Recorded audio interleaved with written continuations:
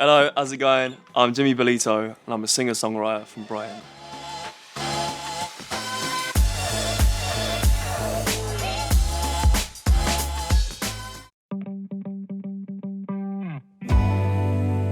I'm not always right, probably wrong. Like, it felt amazing, obviously. In that stage of the competition is super tense, and I was up against someone who was like Roger, who was up against. He's been a top of his game for like 30 years, like in the gospel industry. Absolutely incredible. So I knew like if I was going to get through that, I needed to get stolen. And then, but I don't know. I half had the feeling it was coming, just because Ollie was, eyeing me up all the way through. But yeah, it was great. It was just an awesome time. And there's always an element when you're up there and like you're on a stage that big, you want to keep your cool in that, but you just completely lose it, and you always get soaked up in the emotion of it.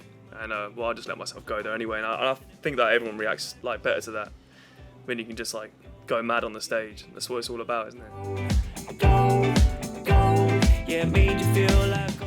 I think I first realised I had a love for music just when I was little. I think as soon as I realised that entertaining people and making people laugh could actually be, you could use that calling.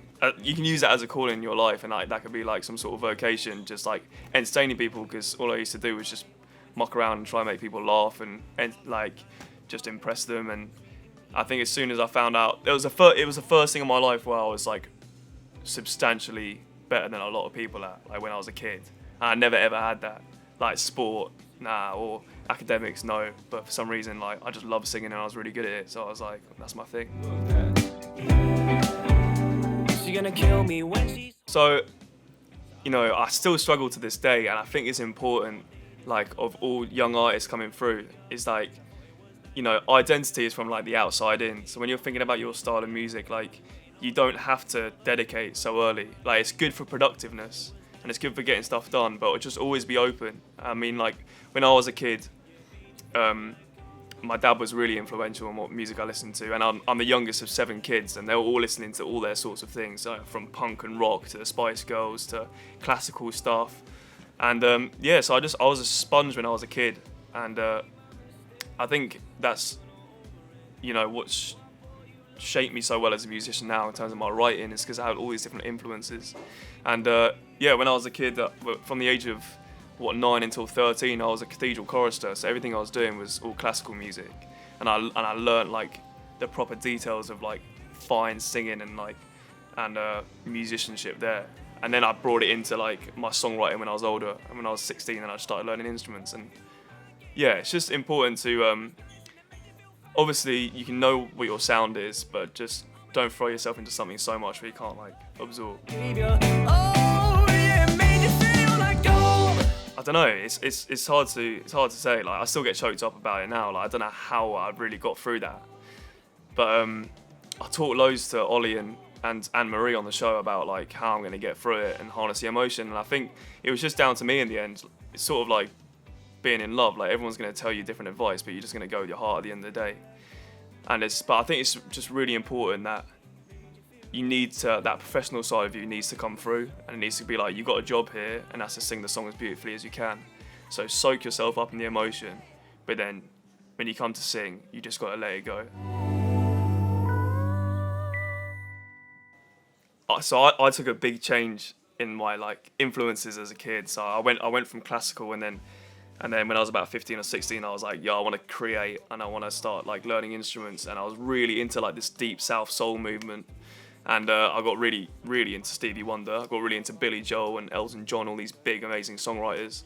So Songs in the Key of Life, which is a big Stevie Wonder record, album, A-side and B-side, I just love that. And it really shaped, the way I wrote and the way I listened to music.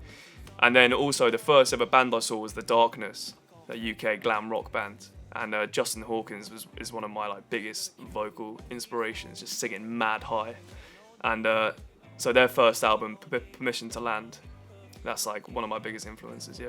Nice and it made you feel. I'll be waiting all day. That's a difficult question. Although it's got to be like someone like Slash, Slash from Guns N' Roses, just because it's like stage presence. And it's really important for me as well. Like when I'm picking session musicians, that they got a really good. They match my vibe and they match my presence on stage. And also probably someone like Flea, who's the bassist from Red Hot Chili Peppers. I remember seeing him live at the O2 last year, and he just came on doing a headstand, then got his bass arms, just like absolute nutter. I think that's what I like around me. Like it's got to be a show. Next to the window, hot cup of cocoa, baby, wave England goodbye. Yeah, I think it's the same thing what I was saying earlier. You know, I still find it hard to identify, but I know like I'm a soul singer deep down, and that is nice and vague, which is perfect for me. But I write from all different places. I've got an album coming out in March, and it starts off folky Americana, and then into more like this like new soul commercial vibe, and then more into like soul-y rock sort of thing. But yeah, all under the bracket of like this sort of like new soul meets like commercial UK scene. Yeah. Was nice and it made you feel fancy. I've been waiting all day. I think my default shower song is always You Sexy Thing, Hot Chocolate. I believe in miracles. Just always do that. And also, yeah, Afternoon Delight, I always sing that just because I've been watching Anchorman. And yeah, I'm very impressionable. And that's it really, yeah. Yeah, Christmas tunes, I always sing Christmas tunes. Yeah. Oh, I bought you lovely things, but you ain't buying it. Yeah, I think I'll just like, it'd be a celebration, wouldn't it? So it'd be like a culmination of all my like influences who are out now. So probably like the acoustic side, like Jack Johnson, James Morrison, and then like, yeah, jazzy side, probably like some Jamie Cullum and some Tom Misch, and then Whacking Stevie, and Red Hot Chili Peppers, Arctic Monkeys. Yeah, I think that'd be it really. Cover all areas. Smell the perfume I gave you. Oh, yeah, made you.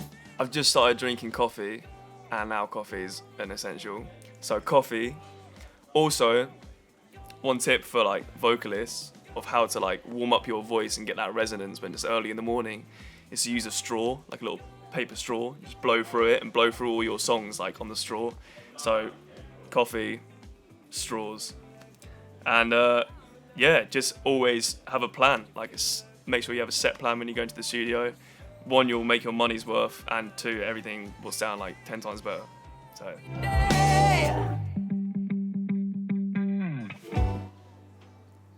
Last one, yeah, it's just a bit of Paolo Nutini. New Shoes, Paolo Nutini, album 1. Music making. So yeah, I think it's just the enjoyment of when you first play something through on the guitar. Yeah, and just getting super excited about it. I always have my phone on me 24/7. That's literally just because of ideas. Like I'll hear something or someone will say something, and then you start putting a rhythm to it or a little tune to it, and then you'll be like, oh, and you just get so excited, and then 3 hours on the piano later, the song comes out. So that's lovely. Kill me when she's so I think I would most like to work with Billy Joel, just because like he's just been such a figurehead in my like music education and just like being inspired for so long. Like since I was probably like 14, I started listening to him.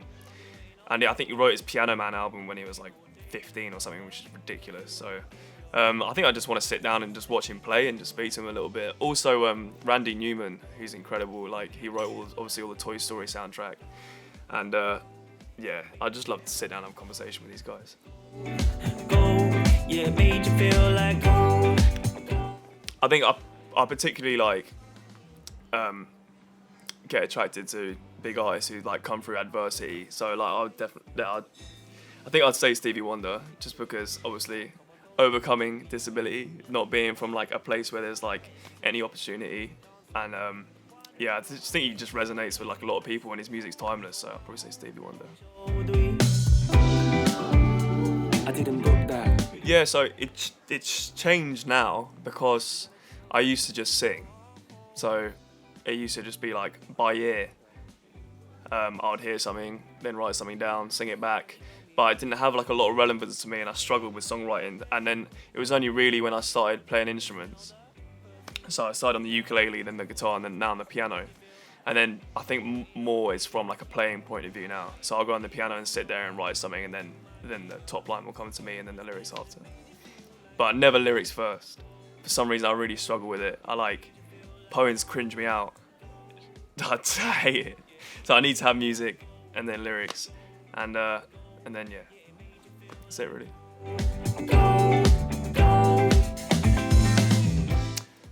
So I have an upcoming release in a couple of weeks' time. We're in August, so August 2019 is my first debut release. It's been a long old journey, especially coming off of a show like The Voice.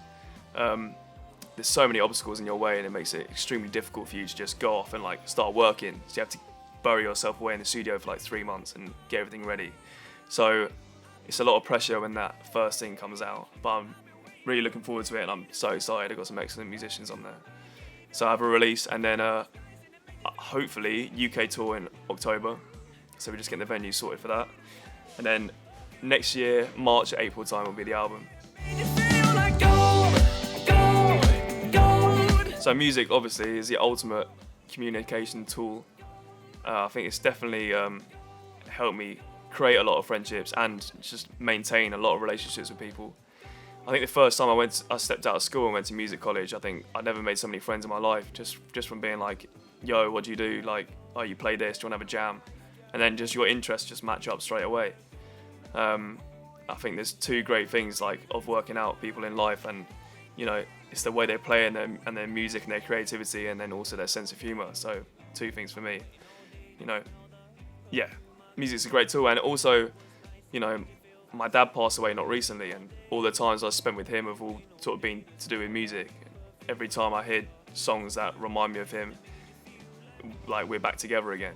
So the power of music just is like past just life, is also like links in memories and good times. And you know, the song I'm going to play for you later on, The Tree, I wrote for Dad, or wrote about family and bringing people together. And you know, I never feel as close to him now as I do when I play that song. Yeah, I booked us some flights, got you to see you all.